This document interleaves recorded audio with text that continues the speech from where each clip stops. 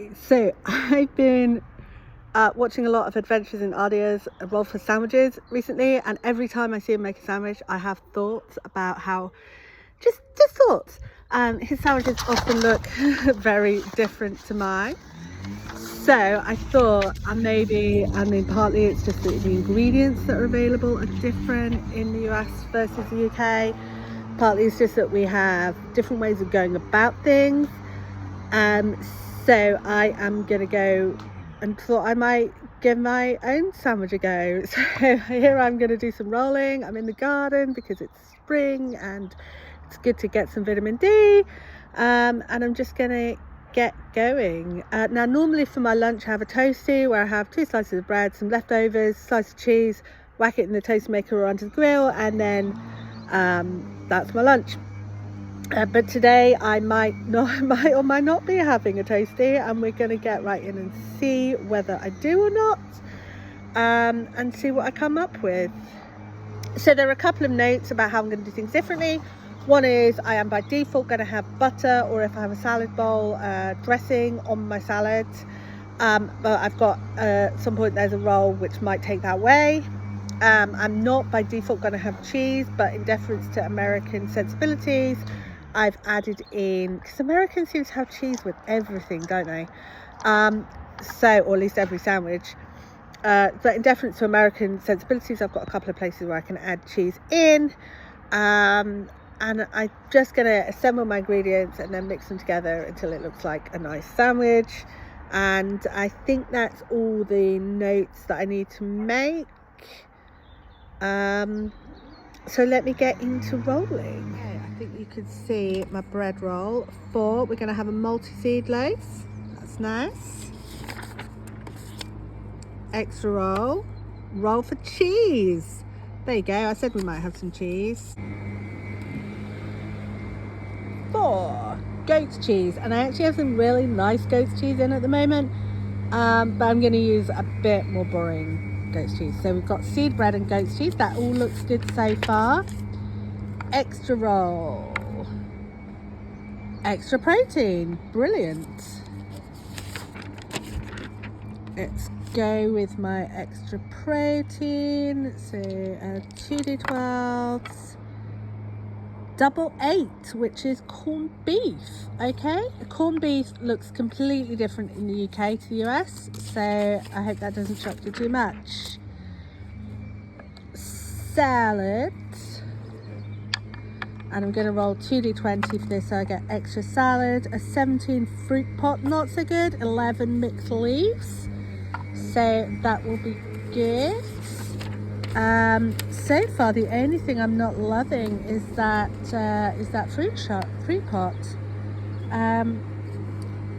D20 for sauce, 9 Kewpie mayo. I've actually never had Kewpie mayo before, but I saw it in the shop, and I keep seeing it on TikTok, so I thought I'd give it a go.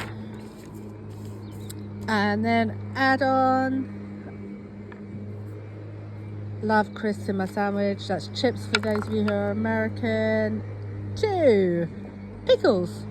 Okay. I've assembled my ingredients. I've got this mixed leaf salad, this a nice hard goat's cheese, and then I just need to remember that I need twice as much corned beef, which I don't have enough there, but I've got a second tin of corned beef.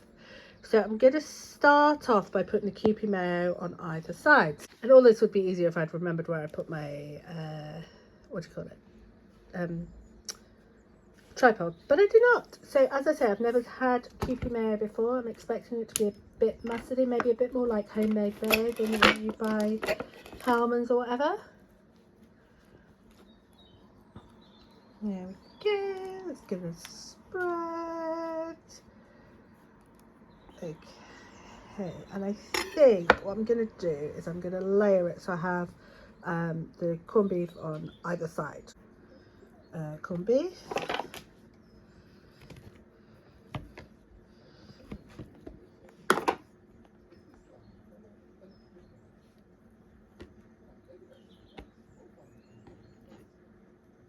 Cats hanging around, like, you've got corned beef. I like corned beef. Okay, then I'm going to put cheese right up against the fig leaf. I've got a hard goat's cheese. That'll do for now, because it's going to be quite chunky when we're done, isn't it? Right, then I think I want the gherkins to be as separate from the fruit pot as possible. So I'm going to put the fruit pot on next. My son actually said he was going to revoke my sandwich privileges because of using the pineapple. But he's not the boss of me, so he can't do that. Okay, now we're going to have some nice salad.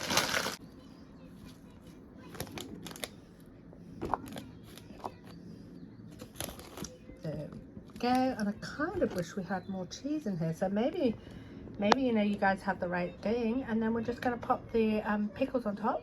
We've got nice sliced gherkins, and I couldn't find them for a bit. I was like, I know I left them here, but someone eat them. But no, I did not. I thought I might have to use pickled onions instead. And then again, my sons were saying, oh no, pickled onions, if you said pickle, it has to be a gherkin. You can't use pickled onions if it just says pickle.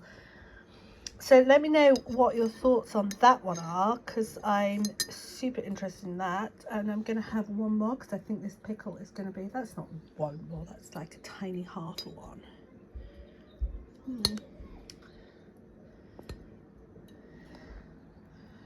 Because I think this might well be the pickles and the pineapple are going to what make this special. And then I'm going to go ahead and close it up. 1, 2, 3, bloop.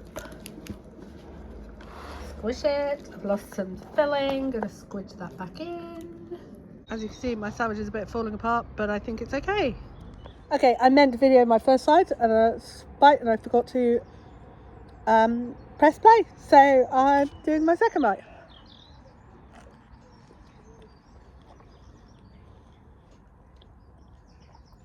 But it's actually quite nice.